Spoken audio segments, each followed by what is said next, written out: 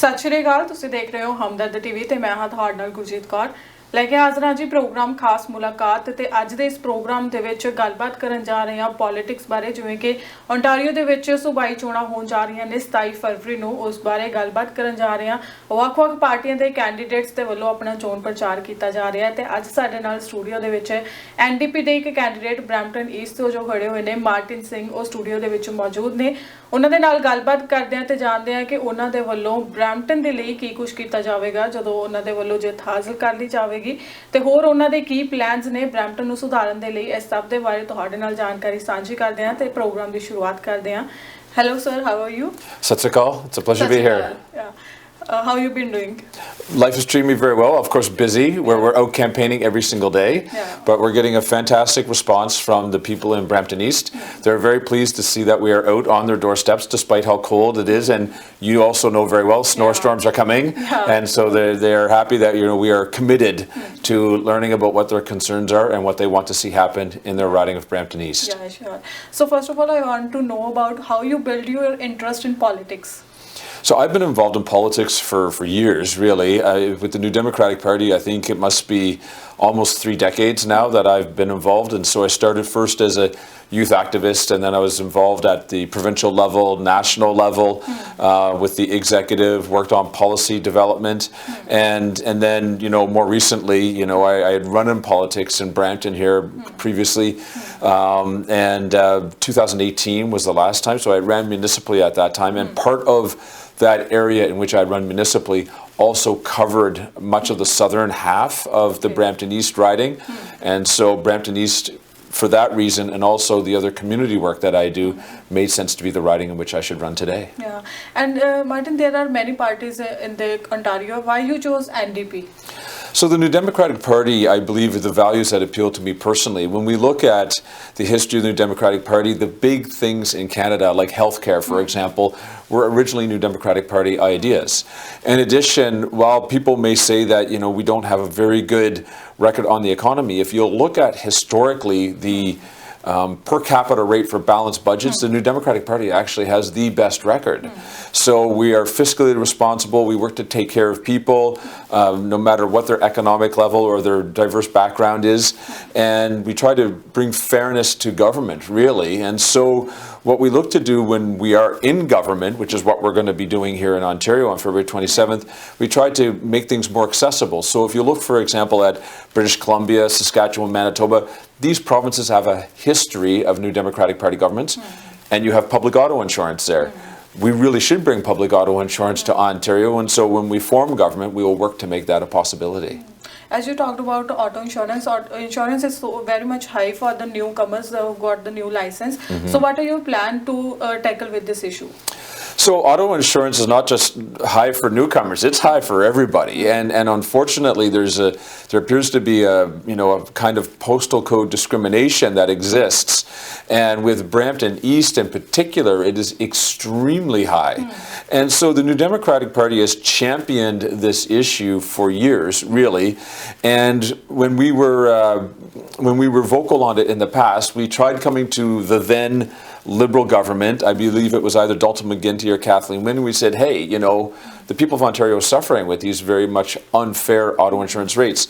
And they chose to do nothing. We then came to the current Doug Ford government and we engaged them to see what could be done for auto insurance rates. But they're not interested in making any changes there because their rich friends are the ones that own the insurance companies. And so what it is that we need to really get out there and push to form government so that we can make the positive change and reduce costs for auto insurance. Okay. And can you put some light on your plans for Brampton East? Some other plans? Certainly. So when we go door to door in Brampton East, what we hear back from people is that they're concerned about 3 main topic areas. Well, 4 really. So one is healthcare. They're deeply concerned about healthcare, and they're concerned specifically about the fact that there's no hospital yet. So you may be aware that the Doug Ford government said that they were going to have shovels in the ground for the hospital by 2023. Well, I drove by it just last week. There are no shovels in the ground. And so the hospital won't physically be in Brampton East, but the people of Brampton East will certainly benefit from having an additional emergency room and full-service hospital available to them. Education is another significant concern for them. Our schools are overcrowded. We have portables in all the schools. You know very well. You don't need me to tell you. You drive by them and you see them, frankly. Similarly, we need to have, an increased amount of staff. We have to make sure that there's also funding there for those children who don't have enough to eat, and that impacts their academic success. And then for special needs children as well, we have to make sure that they have the funding that they require in order to be able to succeed as much as all the other children do. So that's healthcare and education. When we move on from there, crime is a huge issue, specifically, car theft. So for crime in general, one of the things that we recognize in the Democratic Party is that the court system is very much underfunded. And when your court system's underfunded, what happens is that court cases drag on. And if they drag on too long, the court cases will be dismissed. That is the rule here in Canada. And so you have people who have been convicted of crimes who may be guilty and will never be punished. And so this is not the way the system should work. So we in the Democratic Party, we've said that the court system should be properly funded. The Conservative government has chosen not to listen to us. And so we have that problem. That covers basically all areas of crime. And then specifically on the issue of car theft, because it is such a deep concern, we have another piece that we look at there, and that piece is a VIN, like an enhanced VIN tracking system. So for those of our viewers that are not aware, the VIN, vehicle identification number, is a specific number that's attached to vehicles when they're made. And in a number of other provinces in Canada, not all provinces, but some, and in a number of states in the United States, they have an enhanced VIN tracking system that doesn't, well, I should say it doesn't allow, but it makes it much more difficult for car thieves to sell the vehicle. And so that will, of course, drive down crime, because if they can't sell the vehicles, they won't be incentivized to steal them. Yeah, and they're talking about the bail system of here in Canada. What changes do you think that it should come in the bail system? Well, the bail system, first of all, we have to understand that the bail system is a part of the overall part of the court justice system. So what it is that until you invest the proper amount of money to get it financed, it's not going to work properly in its entirety. You may have people, for example, who get charged with the crime and don't even reach that particular part of the process because it's so underfunded. So what we want to do, we want to make sure that, certainly we want to make sure that that part works correctly, but we want to make sure that, frankly, all parts work correctly. And so this is really what we're focused on. So what we want to do, we want to make sure that the funding is there, the funding's available. Tragically, the current Conservative government has chosen not to make the investment in that. Yeah, and there is shortage of family doctors in Ontario specifically. So what are your plans for that? So the New Democratic Party has come forward with a plan not just for doctors but for nurses also. So the doctor plan is to bring in 3,500 new family doctors and 15,000 nurses. And we've costed this all out in our program. It is affordable. We will be able to do it. And this is of huge importance right here in Brampton, because in Brampton we have just over 100,000 people who don't have a family doctor. So that's 1 out of every 8 people. Like that's a large number. But also, too, it's important to realize that the other parts and the other concerns that we have out there factor into this, meaning that the hospital comes into this as well. And you might say, well, wait a second, how does the hospital factor into a family doctor equation? Family doctors don't work in hospitals. And that's absolutely true. But that's where your doctors get trained, meaning that the TMU is going to be opening up the new medical school in Brampton, and that is great. But that's only for the academic study. When they go to practical study, they actually need places to go in order to get that particular hands-on experience. Hospitals are where they go, one of the places where they go. And so the hospital really does double duty there. You see, it's there for, your emergency and your surgical and all the other hospital care that you would expect. But it's also a teaching location for those doctors. And so what it is, we in the Democratic Party understand that this really comprehensive approach has to be taken in order to find the solutions to the problems that we have. Yeah, and in the Brampton Civic Hospital, people have to wait a lot for in emergency as well. And NDP leader Marit Stiles recently announced about the healthcare that they are investing $4 billion in healthcare. So is it going to work for the people who have to wait in emergency? Yeah. So when we look at this, we can see how Brampton has been really ignored by this Conservative government and by the previous Liberal government. So right now in Brampton we have 800,000 people. We are larger than Mississauga in terms of population. Mississauga, depending on how you measure it, has 3 or 4 hospitals, and really we only have 1 full-service hospital. So we're fighting for a second one. We should be really getting a third, quite frankly, you know. And so Merritt Stiles, the leader of the Ontario NDP and the future Premier of the province of Ontario, it's self-evident. It's clear that this is a challenge. And so part of that funding that you were speaking of will absolutely be directed to ensure that a hospital is here so that we don't have the crazy wait times or have people driving all the way to Georgetown or Vaughan or wherever it is in order to be able to get service properly. Yeah. And what NDP is going to do in the transportation? So transportation is really a long-standing commitment on our part. So back in the 2022 provincial election, the NDP at that time made a promise to remove all tolls from commercial vehicles. So that's mostly your commercial trucks. And that would have allowed trucks to move from the 401 to the 407 free of cost. They can travel faster, and it would be, of course, safer because there's simply fewer vehicles on the road. Since that time in 2022, more research has been done, and we now know that we can offer free service to the 407 for everybody. So for you, me, all of our friends and family and whatnot, and basically everybody out there, it's mostly used by folks in the GTA, they would be able to make use of that piece of infrastructure now. Now, this is a very important piece. The Conservatives have come forward and they said they're going to build 413 to remove traffic. How long is the 413 going to take to build? Maybe 10 years, maybe longer. And tragically, if the promise to build the hospital is similar to the promise to build the highway, maybe it never gets built, quite frankly. And so what it means is that we have a piece of infrastructure that can be used today. Like literally we can go into office, you know, on February 28th, and we can make the changes required to have the tolls removed immediately. Immediately next day. Well, that's just it, because the thing is this, like when we talk about the 407, a lot of people think that it's, you know, entirely privately owned.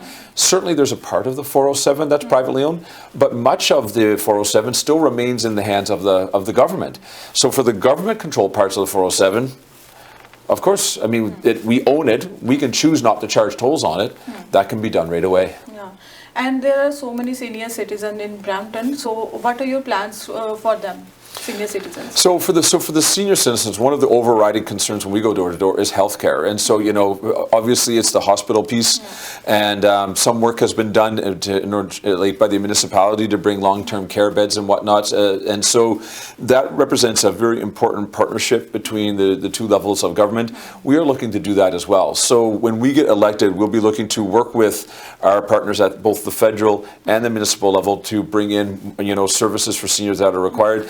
The main one that we hear about, though, is of course the hospital and healthcare piece, because for one point you have the emergency and the surgical piece that we have, but also too there are some folks that need to stay in hospital long term, and if they end up in Vaughan or in Georgetown or even down in Toronto, that's a huge burden on the family because they're not able to visit them, they're not able to be in close contact with them like we would want, and we know that when people are able to be, you know, around their family members, their health gets better more quickly. And in the past years, many Canadians have lost their jobs, and the Canadians are saying that they have never seen this scenario before. So what are the plans of NDP to tackle with this issue of unemployment? So what it is that when we talk about unemployment, it's really a combined government approach. The New Democratic Party recognizes that we want to ensure that we protect jobs. What's really fortunate with our leader, Merritt Stiles, and the future Premier of the province of Ontario, she has a long history of working to protect jobs and make jobs better. So I'm not sure if you're aware enough, but she was a union negotiator who negotiated better job protection, better wages, better benefits with some of the largest companies that we have here in North America. And so she is going to be able to engage that part of the process. In addition, whether it's healthcare, jobs, or education, it's really a matter of, you know, priorities. So for example, about 2.5 weeks back, it was the Monday before the election call came on Wednesday, Doug Ford was notified by the Financial Accountability Office of the province of Ontario that his plan to put alcohol into corner stores was going to cost $620 million tax dollars. We can do a lot of, you know, job and employment growth plans for $620 million. In addition, Ontario Place, he's agreed to have a long-term lease to create a luxury spa, like a single luxury spa. that's going to cost us about $2 billion. Like your family, my family, each of our families here in the province of Ontario, it's going to be about $400 of our tax dollars each. You can do a lot of work for $2 billion rather than just a single luxury spa down at Ontario Place. So it's not that solutions aren't there. It's not that the resources aren't there. It's just that the resources, like you have wasteful spending on part of the Conservatives as opposed to the New Democratic Party and Merritt Stiles, the next Premier of the province of Ontario, investing in Ontario. Yeah. And so do you think that it is the right decision of Doug Ford about the early elections? Well, I really don't think it is, and I don't think it is for a number of levels. First of all, he came with the argument that he needed a majority. Yeah. You and I both know he already had a majority. Yeah. So whether you have a majority by 20 seats or by 30 seats or by 10 seats, a majority is a majority, and that's the way the parliamentary system works. And so that was really kind of hocus pocus and foolishness, really. And so then beyond that, also too, it's important that Ontario be present in the discussion on tariffs. So really, I mean, yes, he's speaking about it and that sort of thing, but he's also in an election at the same time. So it's a bit of a chaotic situation where his attention is divided when it should absolutely be focused on protecting jobs for people in Ontario. Thirdly, we talked about all the waste with everything else. It's a $200 million bill to the taxpayer. Like, I have a family. I'm sure you have a family. There are things that we could have done better for our families with that $200 million rather than flushing it down the toilet for an unnecessary election. So it's, I don't know, 1, 2, 3 strikes, you're out. Like, I mean, like it's not, you know, what should have been done now. Yeah. And sir, last but not the least, any message you want to convey to the audience who is watching you? For sure. So I can share with folks that we're very active in the community. We have our office that's open at 4515 Ebenezer Road. We are located in Suite 208. We are engaging with people every single day on their doorsteps as our canvassers go out. People have asked me in the past, they've said, you know, Martin Singh, what are you going to do in your first 30 days? What are you going to do in your first 100 days? And I say, don't wait. Don't wait until I'm elected. Come speak with us now so we can work on your issues right away so that when I win and I become your NDP MPP for Brampton East on February 27th, I'll be able to start work for you immediately to find solutions to your challenges. And sir, it was nice talking with you. Thank you so much for coming to studio. It was a pleasure. Take care. Sat Sri Akal. Sat Sri Akal. ਤਾਂ ਇਸੇ ਅੱਜ ਸਾਡਾ programme ਖਾਸ ਮੁਲਾਕਾਤ ਹੈ। ਅੱਜ ਦੇ programme ਦੇ ਵਿੱਚ ਗੱਲਬਾਤ ਕਰਾਈ ਤੁਹਾਡੀ ਐਨਡੀਪੀ ਦੇ ਕੈਂਡੀਡੇਟ ਜੋ ਬ੍ਰੈਂਪਟਨ ਈਸਟ ਤੋਂ ਖੜੇ ਹੋਏ ਨੇ ਮਾਰਟਿਨ ਸਿੰਘ, ਉਹਨਾਂ ਦੇ ਵੱਲੋਂ ਜੋ ਉਹਨਾਂ ਦੇ ਪਲਾਨਸ ਨੇ ਐਨਡੀਪੀ ਸਰਕਾਰ ਦੇ ਉਹ ਤੁਹਾਡੇ ਨਾਲ ਸਾਂਝੇ ਕੀਤੇ ਗਏ ਨੇ ਤੇ ਬ੍ਰੈਂਪਟਨ ਨੂੰ ਹੋਰ ਸੁਧਾਰਨ ਦੇ ਲਈ ਕੀ ਉਹਨਾਂ ਦੇ ਵੱਲੋਂ ਨਵੇਂ ਜੋ ਉਪਰਾਲੇ ਕੀਤੇ ਜਾਣਗੇ ਉਹ ਵੀ ਦੱਸੇ ਗਏ ਨੇ। ਉਮੀਦ ਹੈ ਤੁਹਾਨੂੰ ਇਹ ਪ੍ਰੋਗਰਾਮ ਚੰਗਾ ਲੱਗਿਆ ਹੋਵੇਗਾ। 27 ਫਰਵਰੀ ਨੂੰ ਵੋਟਾਂ ਹੋਣ ਜਾ ਰਹੀਆਂ ਨੇ ਤਾਂ ਜ਼ਰੂਰ ਜੋ ਸਿਟੀਜ਼ਨਸ ਨੇ ਜ਼ਰੂਰ ਆਪਣੇ ਘਰਾਂ ਚੋਂ ਬਾਹਰ ਨਿਕਲ ਕੇ ਵੋਟ ਪਾਉਣ ਦੇ ਲਈ ਜਾਣ। ਫਿਲਹਾਲ ਅੱਜ ਦੇ ਇਸ ਪ੍ਰੋਗਰਾਮ ਦੇ ਵਿੱਚ ਇੰਨਾ ਹੀ। ਬਣੇ ਰਹੋ ਹਮਦਰਦ ਟੀਵੀ ਦੇ ਨਾਲ। ਮੈਨੂੰ ਇਜਾਜ਼ਤ। ਸਤਿ ਸ਼੍ਰੀ ਅਕਾਲ।